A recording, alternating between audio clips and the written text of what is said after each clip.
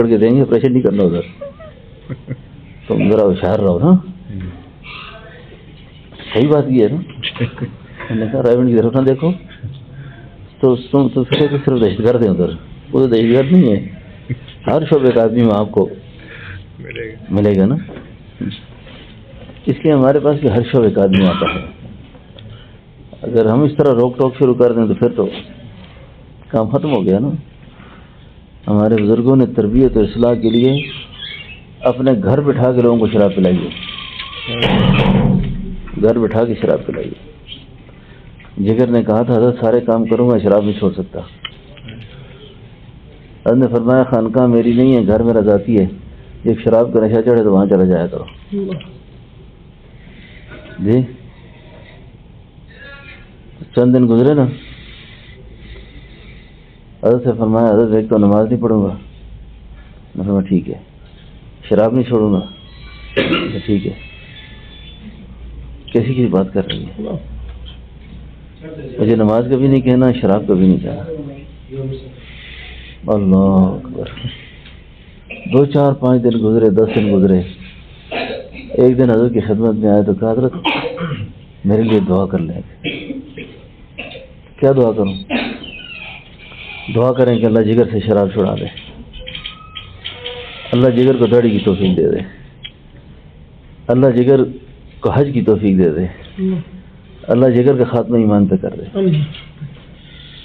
اب حضرت دعا کر رہے ہیں، سارے متعلقین آمین کہہ رہے ہیں. دعا کرو اللہ یہ ہمارے حق میں بھی قبول کرے. آپ یہ نہ کہنا ہم شراب نہیں پیتے، ہماری داڑھی بھی ہے، کیا ضرورت ہے دعا کی؟ حضرت ابو ہریرہ فرمانے لگے اللہ مجھے چوری سے بچا، مجھے بدکاری سے بچا. ایک صحابی ابو ہریرہ کیا کہہ رہے ہو؟ آپ کو اتنی حضور کی صحبت نصیب رہی ہے، آپ جیسا آدمی بھی کبھی چوری کرے گا؟ آپ جیسا آدمی بدکاری کر سکتا ہے؟ نفس کی کوئی گارنٹی نہیں ہے، اس نفس پہ کوئی وہ نہیں ہے. حضرت نے جب جگر کے لیے دعا کی نا جی، تو یہ چاروں دعائیں اس کے حق میں قبول ہو گئی. قبول ہوئی، ایسی قبول ہوئی. ڈاکٹر کے پاس گیا کہ شراب چھوڑ کے کتنا عرصہ زندہ رہ سکتا ہوں؟ ڈاکٹر نے کہا 4 مہینے 2 سال. نے کہا اگر زندگی 2 ہی سال ہے تو کیا اس لعنت میں وقت گزارنا ہے؟ دفعہ کر نہیں پیتا. جو شراب وغیرہ پڑی ہوئی تھی توڑ کے رکھی، اس کو پیالے توڑ دیے، بوتلیں پھینک دی. واپس آئے تو حجاج کے قافلے جا رہے تھے. اجازت طلب کی، حضرت میں حج کے لیے چلا جاؤں. چلے جاؤ. 5 6 مہینے 7 مہینے کا سفر تھا حج کا، بحری جہاز سے. حج کر کے جب واپس آئے تو داڑھی، بڑی بڑی داڑھی تھی. ٹانگے پہ بیٹھ کے خانقاہ آ رہے تھے، اور جو راستے میں ٹانگے والا تھا نا، وہ جگر کی غزل گا رہا تھا.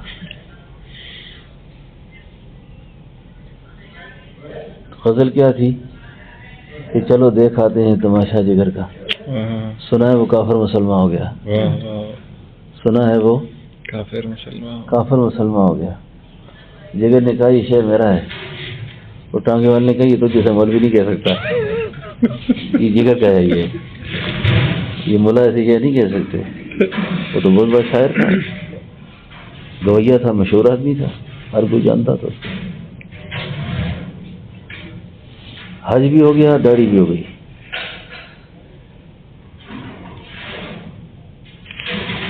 شراب بھی چھوٹ گئی. خاتمہ ایمان. یہ شعر انہی کا ہے. عام طور پہ کوئی بڑی شخصیت فوت ہوتی ہے نا تو آخر میں یہ جملہ لکھا جاتا ہے، پورا نہیں لکھا جاتا. تو پورا اس طرح ہے، لکھا یہ جاتا ہے کہ مدتوں کے بے قرار کو آخر قرار آ ہی گیا.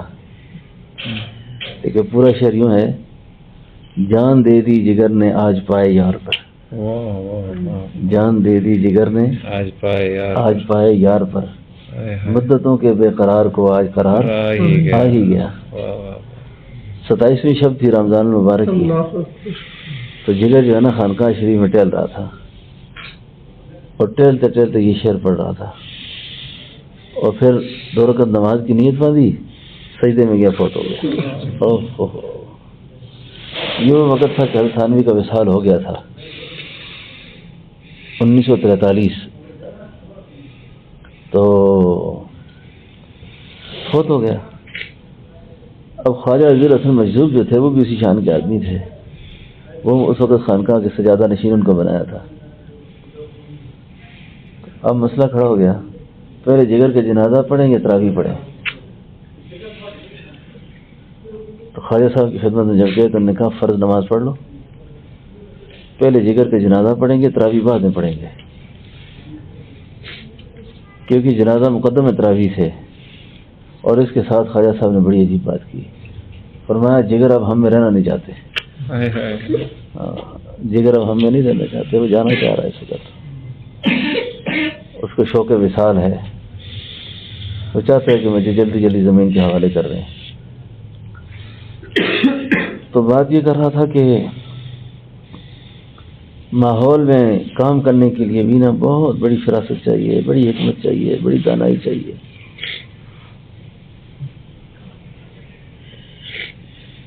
بڑی دانائی سے کام ہوتا ہے، اس لیے دائی کو، دعوت دینے والے کو رات کو بھی اللہ سے مانگنا چاہیے، دن کو بھی مانگنا چاہیے، اس کے لیل بھی ٹھیک ہو، اس کا نہار بھی ٹھیک ہو، اور رات کا معاملہ صرف اللہ کے ساتھ ہو، دن کا معاملہ مخلوق کے ساتھ ہو، تو پھر اللہ تعالیٰ اس کی آواز میں، اس کی بات میں ایک جان پیدا کر دیں گے، اثر پیدا کر دیں گے، اور جب اثر پیدا ہوگا پھر کام ہوگا۔ ٹھیک ہے نا جی؟ اس کے لیے یہ ضروری ہے کہ آدمی خود اپنے اعمال کا محاسبہ بھی کرتا رہے۔ وہ میں بات کر رہا تھا، پی ٹی آئی کے جلسے میں چلا گیا، ساری قیادت آ کے بیٹھ کے مجھے دعا کے لیے لے گئے، تو ان کا جو کلچر تھا اس کے مطابق تماشا شروع ہو گیا سارا۔ اب میں اسٹیج پہ بیٹھا ہوں، تیمور صاحب بھی بیٹھے ہیں، ہمارے خان صاحب وزیر جو تھے بھی بیٹھے ہوئے ہیں۔ اب جناب ڈھول بج رہے ہیں، گانے بج رہے ہیں، میں سر نیچے کر کے بیٹھا ہوں۔ ادھر ایک آتا کہ استاد جی تسی بھی،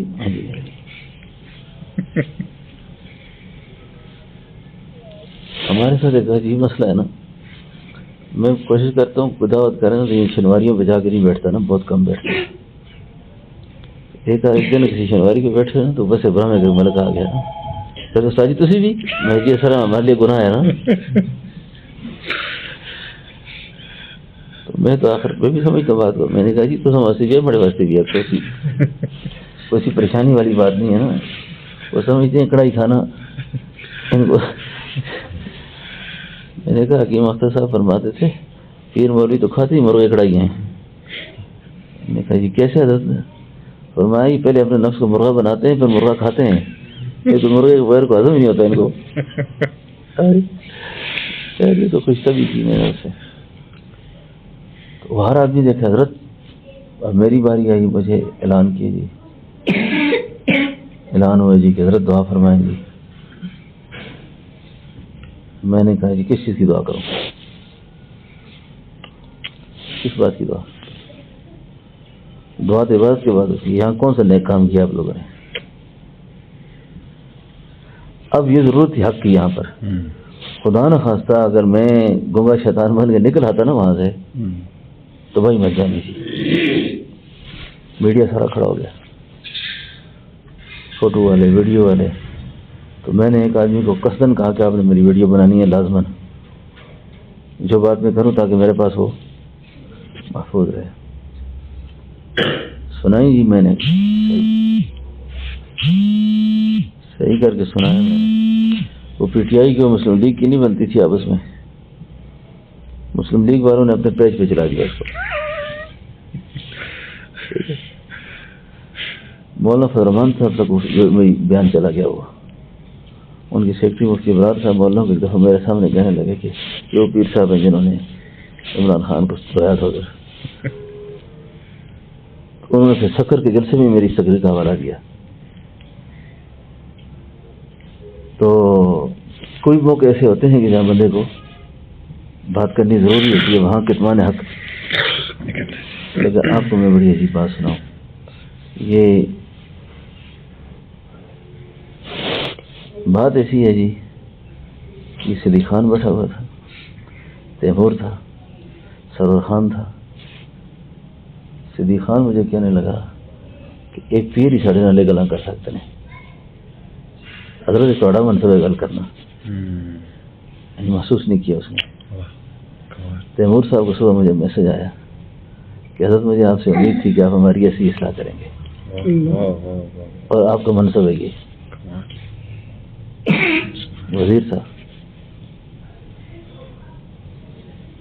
تو میں نے اب محسوس کیا کہ خدا نخواستہ اگر میں ایسے ہی اٹھ کے آ جاتا ان پہ بڑا غلط اثر پڑنا تھا،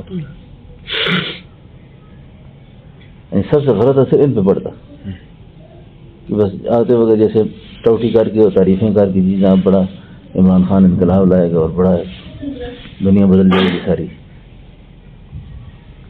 تو جہاں سمجھے اللہ کی رضا کے لیے کوئی بات کرنے کا وہاں کرنی بھی چاہیے، لیکن ضروری نہیں ہوتا کہ حق ایسا بیان کر دیں کہ لڑائی بنا کے آ جائیں۔ حافظ صاحب میں جب وہاں بیان کر کے اترا نا تو یہ شماری والا ایک ہوٹل ہے، دیکھا کہیں جب آپ وہاں بیٹھے ہوئے تھے نا حضرت مجھے یہاں پر اتنا غصہ تھا کہ میں بیان نہیں کر سکتا کہ ان کا کام کیا ادرانے کا۔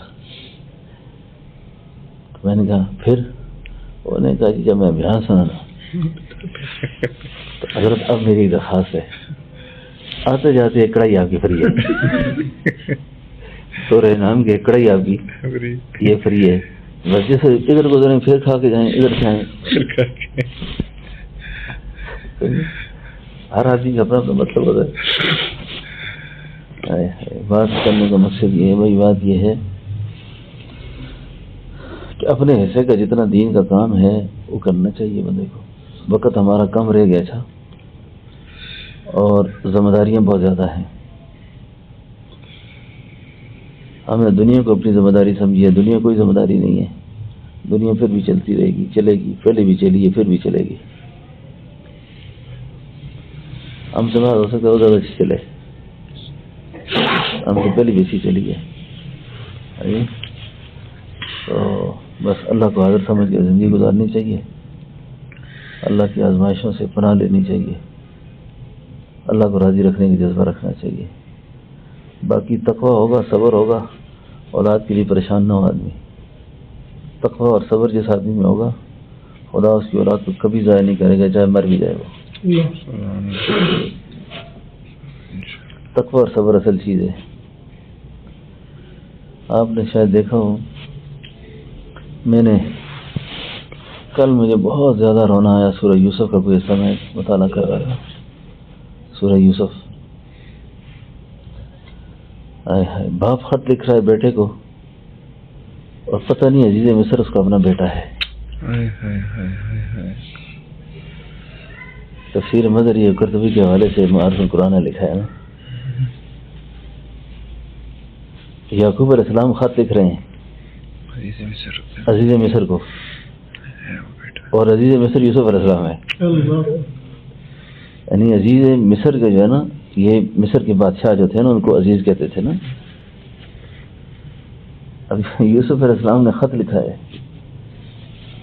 یوسف علیہ السلام کا نام، اور لکھا اس طرح ہے، من جانب یعقوب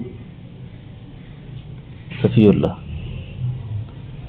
بن اسحاق بن ابراہیم۔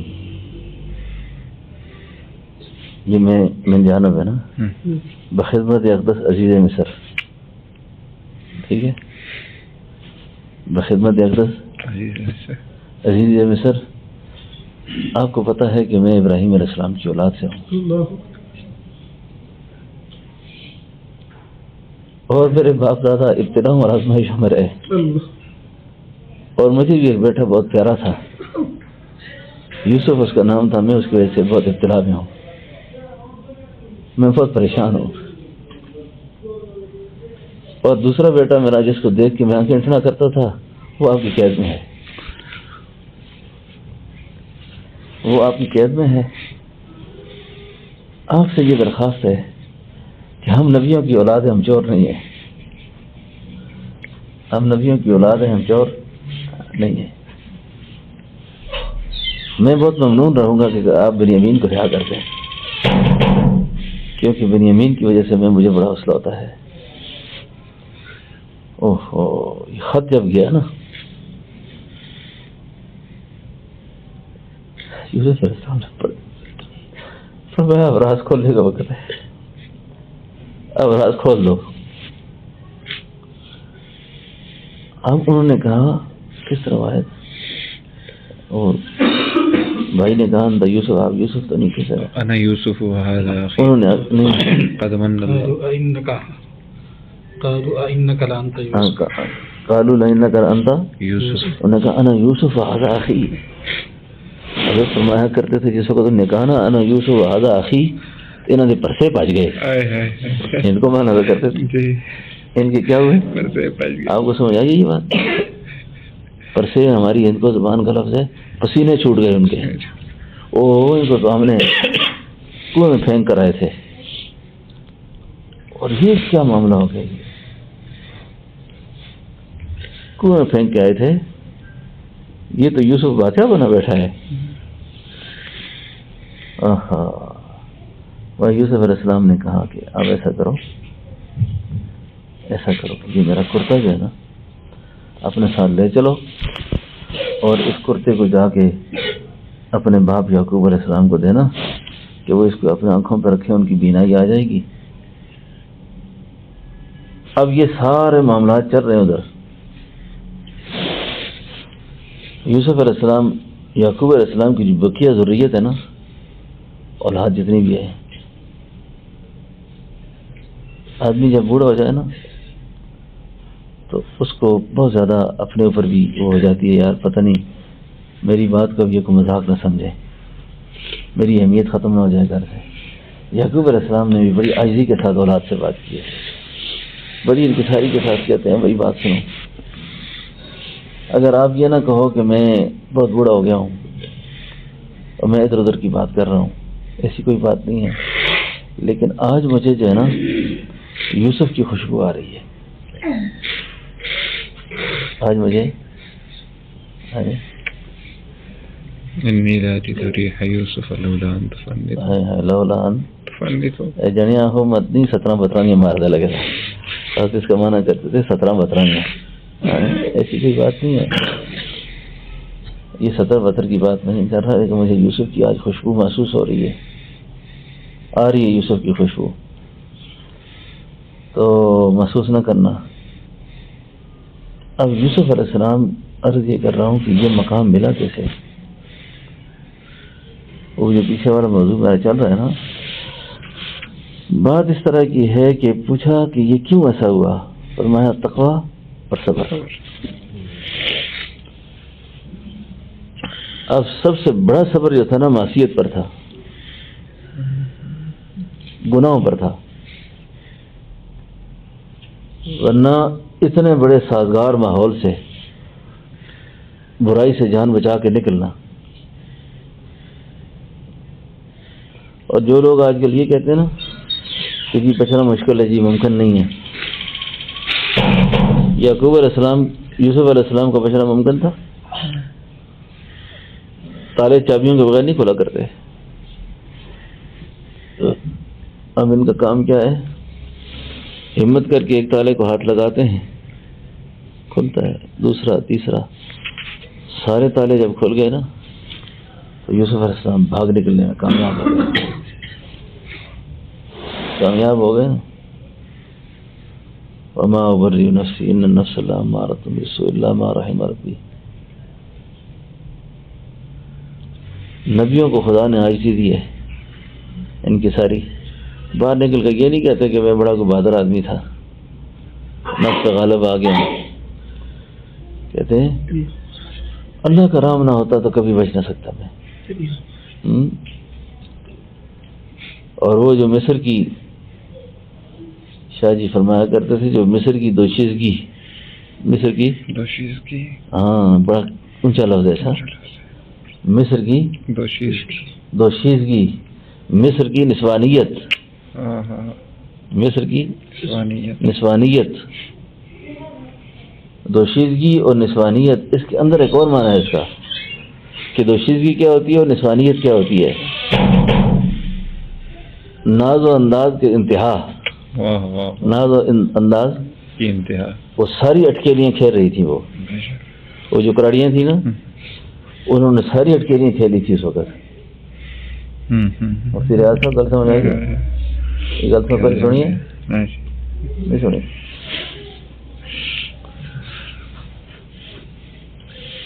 اگر آپ قرآن کریم کے اس مطلب اور مفہوم اور اس کی طرف جائیں نا، اور تصور میں عزیز مصر کے گھر چلے جائیں اور اس کے شاہی دسترخوان کو دیکھیں ذرا، اور شاہی دسترخوان پر اس کی مملکت میں پیدا ہونے والے سارے پھل جو حکمن پیدا کیے گئے تھے ہر جگہ سے کہ سارے لاؤ، آج شاہی دسترخوان پہ ہر چیز حاضر ہونی چاہیے. آج دسترخوان سج گئے. اس کے پیچھے جو بات تھی نا، زلیخا اپنی کیا کہتے ہیں اس کو، زلیخا اپنے آپ کو سفید ثابت کرنا چاہتی تھی، اپنا عیب چھپانا چاہتی تھی. اور زلیخا یہ بتانا چاہ رہی تھی کہ میں ایسے ویسے پہ دل نہیں ہاری، ایسے ویسے پہ دل نہیں ہاری، ایسے ویسے پہ دل نہیں ہارا میں نے. آؤ تمہیں پہلے میں اس کو دکھاؤں، تم دیکھو گی نا تمہارے عقل بھی جگہ پہ نہیں ہوں گے. میں تو میں ہوں، تمہارے عقل بھی، تمہاری سوچ بھی اڑ جائے گی. اب ان کو بھی بڑا خیال ہوا، ساری سہیلیاں بیٹھی ہوئی ہیں نا. یوسف علیہ السلام جب باہر نکلے برآمد ہوئے،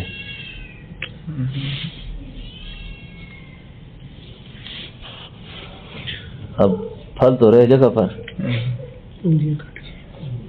پھل تو رہے جگہ پر. اب وہ جو تیز دھار آلے پکڑے ہوئے تھے ہاتھ میں، وہ تو سیب گئے اپنی جگہ پر، آڑو امرود رہے، انار ادھر رہ گئے. قلنا حاشا للہ. کیا دیکھ رہی ہیں، یہ کیا منظر ہے. وہ سارا کچھ بھول گیا ان کو. زلیخا نے کہا دیکھ لیا، نے کہا دیکھا رہے. یہ معاملہ ہے. میں تو اس وجہ سے مجبور ہوئی ہوں، ورنہ زلیخا عام عورت نہیں تھی. اچھا،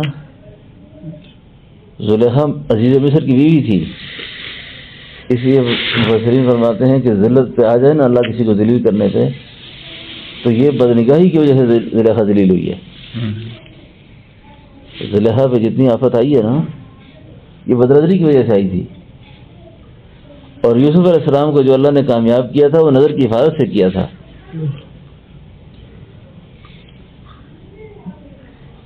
اسی لیے بزرگوں نے لکھا ہے کہ یہ جو لوگ بعض کا نظر کی حفاظت کو چھوٹا سا مسئلہ سمجھتے ہیں نا، یہ چھوٹا مسئلہ نہیں ہے. یہ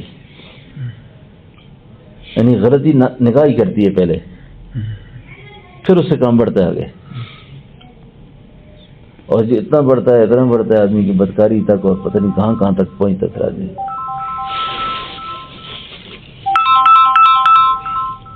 سمجھ آئیے جی؟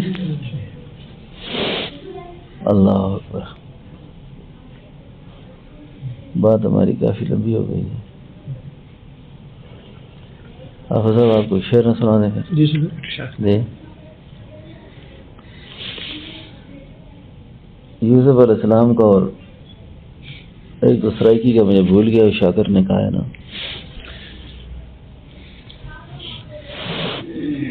تقابل کیا اس نے اپنی جگہ پر. اور ایک طاہر جنگی نے کہا ہے نا، وہ کہتا ہے کہ ویکھیا یہ یوسف نو انگلیاں کٹیاں. جنہوں نے یوسف علیہ السلام کو دیکھا نا، وہ انگلیاں کٹا بیٹھے اپنی. ویکھیا یہ یوسف نو انگلیاں کٹیاں، آقا دے دیوانیاں نے جانا وار سٹیاں. آقا دے دیوانیاں نے جانا وار سٹیاں. پیار دی اخیر ویکھی، پیار دی اخیر ویکھی، اے دے عاشقین دی جگ دے حسینہ کولو ود کے حسین دی. اس نے یوسف کو دیکھنے والیاں انگلیاں کٹا بیٹھی پر ایمان. ادھر معاملہ کچھ اور ہے. پہلے ایمان لاتے ہیں پھر گلے کٹا دیتے ہیں. پہلے ایمان لاتے ہیں اور دوسرے شاعر کا مفہوم ہی یاد ہے بھی، پوری بات یاد نہیں ہے. کہتا ہے کہ مسجد اقصی میں نا، مسجد اقصی میں سارے انبیاء جمع تھے، تو سیدنا یوسف بھی اپنی زلفوں میں انگلیاں پھیر رہے تھے. سیدنا یوسف بھی اپنی زلفیں بکھیر رہے تھے، خوش ہو رہے تھے. اب جس وقت دیکھا نا امام الانبیاء کو، یہ انگلیاں یہاں آ گئی، یہ انگلیاں دانتوں میں آ گئی. اس کو فارسی میں کہتے ہیں انگشت بدن داں. یہ کیا دیکھ رہا ہوں؟ ان کو تو مان تھا کہ میں ہی ہوں نا. ہاں، تو جب ان کو دیکھا تو سب کچھ بھول گئے. تو سمجھ گل سمجھ آئیے.